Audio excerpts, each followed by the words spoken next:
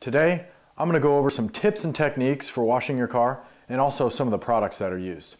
Now, over the years, I've done an okay job detailing my car, but I just bought the nicest vehicle I've ever owned and I want to keep it in great condition. So I've been doing a lot of research online to find ways to improve my detailing process, and I found some great information, but I also found a lot of strong conflicting opinions about the products that are used to wash and dry your car.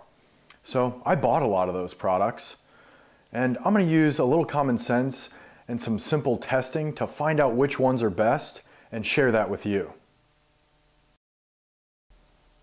Now, before we go over some of the products, let's talk a little bit about the wash process in general. Now, it can be real easy to forget some of the basics. So I have 5 simple tips that will give you better results and also help protect your paint while you're washing the car. So, first tip, don't wear anything that's going to scratch your car. Necklaces, watches, rings, your belt buckle. If you're wearing jeans, they have rivets at the pockets and also the metal button or clasp on the front. Even your zipper can stick out and scratch the paint. So make sure that you're not wearing anything that could scratch the car. Tip number 2, avoid intense sunlight and the wind. The sun can evaporate water off your car quickly and leave behind water spots. And the wind can blow all sorts of junk onto the car that can be abrasive. So make sure you pick the right day or even the right time of day to wash the car.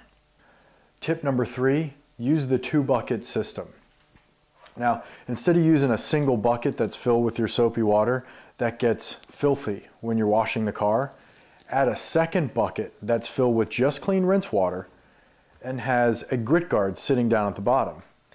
Now, you take your mitt or your sponge and rub it against the grit guard, and that'll release all the dirt particles and grit and trap them down at the bottom of the bucket away from your rinse water.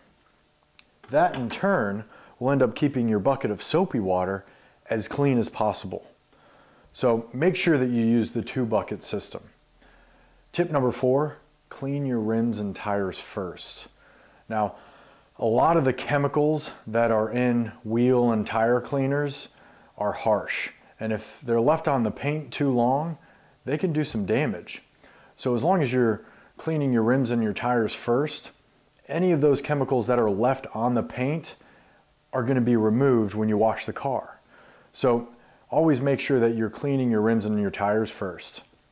Now the last tip, number 5, make sure to rinse down the car thoroughly with clean water.